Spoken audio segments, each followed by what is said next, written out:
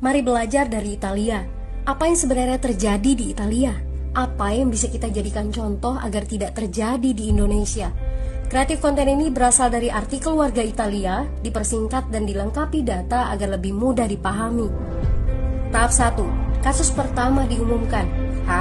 Itu cuma flu. Apa pentingnya pakai masker? Orang-orang ini cuma lebay. Saya kan sehat, gak bakal ketularan. Gak usah panik lah. Tahap 2. Jumlah positif COVID-19 mulai naik signifikan. Cuma beberapa yang kena. Yang meninggal pun hanya orang-orang tua saja yang memang udah punya penyakit.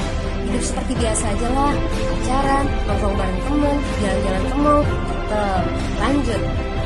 Tahap ketiga, jumlah kasus meningkat dengan cepat, berlipat ganda dalam 1 hari. Tingkat kematian pun bertambah. 7 Maret, lebih dari 5.000 kasus positif COVID-19.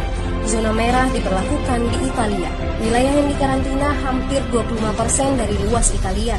Sekolah dan universitas tutup, tapi tempat kerja, bar, dan restoran masih buka. Sementara itu, 75% wilayah lain masih menganggap enteng COVID-19. Anjuran mencuci tangan ada di mana-mana, tapi sekadar anjuran dan tak banyak yang melakukan.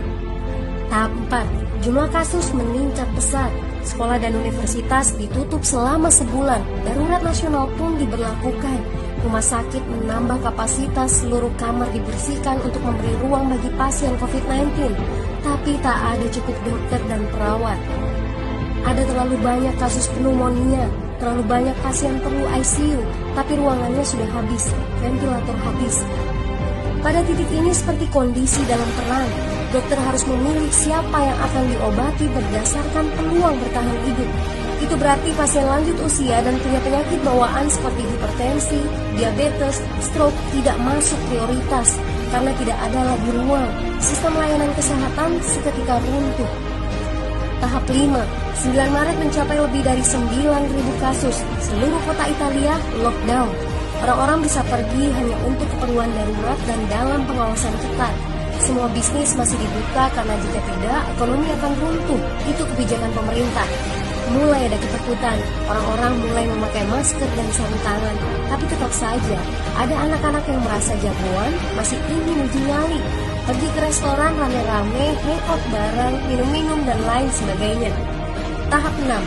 2 hari kemudian pemerintah Italia berubah pikiran. Semua bisnis harus tutup. Bar, restoran, pusat perbelanjaan, semua jenis toko, kecuali supermarket dan apotek. Penyebabnya, karena dalam sehari yang positif bertambah lebih dari 2.000 kasus. Penduduk yang mau keluar rumah harus mendapat surat izin. Surat izin ini didapatkan dari pos pemeriksaan polisi dan disebar di berbagai lingkungan. Yang melanggar bisa kena denda 3,3 juta rupiah. Bagi pasien positif yang tidak mau mengkarantina diri, bakal dituntut dengan pasal pembunuhan, hukuman 1-12 tahun penjara. 21 Maret jumlah korban meninggal di Italia terus meningkat melampaui Cina. Sebagai gambaran, luas Italia itu kurang lebih 2 kali Pulau Jawa. Penduduknya lebih dari 60 juta jiwa. Lalu apa yang harus kita pelajari dari Italia? Yuk, mulai dari diri sendiri, mulai dari di rumah aja. Jaga kebersihan lalu isolasi diri dan keluarga. Tidak keluar rumah kecuali sangat penting. Ini saatnya memulai solidaritas. Yang mampu harus mulai membantu yang tidak mampu. Ini adalah bentuk usaha dan doa kita semua. Semoga badai corona ini segera berlalu. Mari memulai kekompakan dengan membagikan informasi ini. Di rumah aja, mari belajar dari Italia.